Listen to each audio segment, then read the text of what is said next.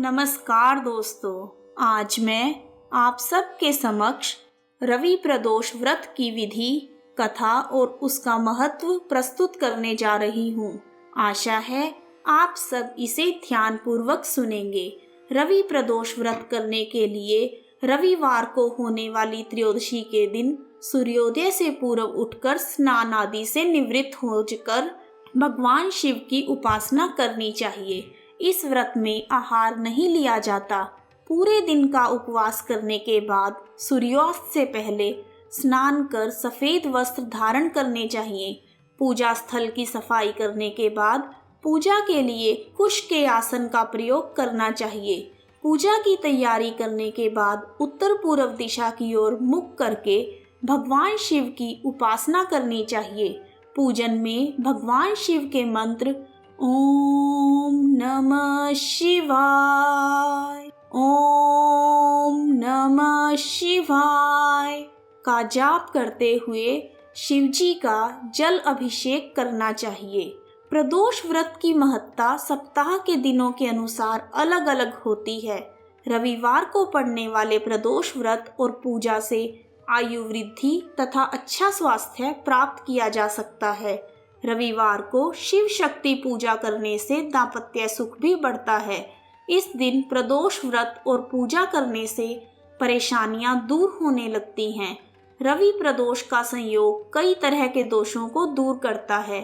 इस संयोग के प्रभाव से तरक्की मिलती है। इस व्रत को करने से परिवार हमेशा आरोग्य रहता है, साथ ही समस्त मनोकामनाएं पूर्ण होती हैं। रवि प्रदोष व्रत की कथा। एक समय सर्व प्राणियों के हितार्थ परम पावन भागीरथी के तट पर ऋषि समाज द्वारा विशाल गोष्ठी का आयोजन किया गया। इस सभा में व्यास जी के परम शिष्य पुराणवेत्ता सूत जी महाराज हरि कीर्तन करते हुए पधारे। सूत जी को आते हुए देखकर शौनक आदि ऋषि मुनियों ने खड़े होकर उन्हें दंडवत प्रणाम किया। महाज्ञानी सूत जी ने भक्ति भाव से ऋषियों को हृदय से गले लगाया तथा आशीर्वाद दिया। विद्वान ऋषिगण और सब शिष्य आसनों पर विराजमान हो गए। शौनकादि ऋषि ने पूछा, हे पूज्यवर, कृपया यह बताने का कष्ट करें कि मंगलप्रद कष्ट निवारक यह व्रत सबसे पहले किसने किया और उसे क्या फल प्राप्त हुआ। श्री सूत जी बोले, आप सभी शिव के परम भक्त हैं। आपकी भक्ति को देखकर मैं व्रती मनुष्यों की कथा कहता हूँ, ध्यान से सुनो। एक गांव में अति दीन ब्राह्मण निवास करता था। उसकी साध्वी स्त्री प्रदोष का व्रत किया करती थी। उसका एक ही पुत्र रतन था। एक समय की बात है, वह पुत्र गंगा स्नान करने के लिए गया। दुर्भाग्यवश मार्ग में उसे चोरों ने घेर लिया और वे कहने लगे कि हम तुम्हें नहीं मारेंगे, परंतु तुम्हें अपने पिता के गुप्त धन के बारे में हमें बताना होगा।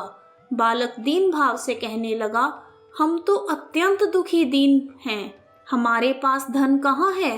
तब चोरों ने कहा, तेरी इस पोटली में क्या है। बालक ने निसंकोच कहा, मेरी माँ ने मेरे लिए रोटियां दी हैं। यह सुनकर चोरों ने अपने साथियों से कहा कि हे साथियों, यह बहुत ही दीन दुखी मनुष्य है, हम इसको नहीं लूटेंगे, हम किसी और को लूटेंगे। इतना कहकर चोरों ने उस बालक को जाने दिया। बालक वहां से चलते हुए एक नगर में पहुंचा। नगर के पास एक बरगद का पेड़ था। वह बालक उसी बरगद के वृक्ष की छाया में सो गया। उसी समय उस नगर के सिपाही चोरों को खोजते हुए बरगद के पेड़ के पास पहुंचे और बालक को चोर समझकर बंदी बनाकर ले गए। राजा ने उसे कारावास में बंद करने का आदेश दिया। ब्राह्मणी का लड़का जब घर नहीं लौटा तब उसे अपने पुत्र की बड़ी चिंता हुई। अगले दिन प्रदोष का व्रत था। ब्राह्मणी ने प्रदोष व्रत किया और भगवान शंकर से मन ही मन अपने पुत्र की कुशलता की प्रार्थना करने लगी। भगवान शंकर ने उस ब्राह्मणी की प्रार्थना को स्वीकार किया और उसी रात राजा को स्वप्न में दर्शन देकर आदेश दिया कि यह बालक चोर नहीं है, उसे प्रातःकाल छोड़ दें, अन्यथा तुम्हारा सारा राजपाट नष्ट हो जाएगा। प्रातःकाल राजा ने शिव भगवान की आज्ञा अनुसार उस बालक को कारावास से मुक्त कर दिया। बालक ने अपनी सारी कहानी राजा को सुनाई। सारा वृतांत सुनकर राजा ने अपने सिपाहियों को उस बालक के घर भेजा और उसके माता पिता को राज दरबार में बुलवाया। उसके माता पिता बहुत ही भयभीत थे। राजा ने उन्हें भयभीत देखकर कहा, आप भयभीत ना हो, आपका बालक निर्दोष है। राजा ने ब्राह्मण को 5 गांव दान में दिए, जिससे कि वे सुखपूर्वक अपना जीवन व्यतीत कर सकें। भगवान शिव की कृपा से ब्राह्मण परिवार आनंद से रहने लगा।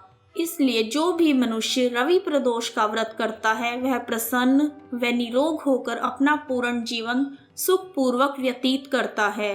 ओम नमः शिवाय, ओम नमः शिवाय। हे शिव भगवान, जैसे आपने ब्राह्मण के जीवन में खुशियां तथा उन्हें निरोगी काया प्रदान की, उसी प्रकार रवि प्रदोष की कथा सुनने अथवा पढ़ने वाले सभी मनुष्यों पर अपनी कृपा बनाए रखना। जय शिव शंकर भगवान। यदि आपको रवि प्रदोष की कथा, पूजा विधि तथा महत्व पसंद आया है तो कमेंट बॉक्स में ओम नमः शिवाय लिखना ना भूलें। आप सभी का हार्दिक धन्यवाद। जय शिव शंकर, जय माता दी।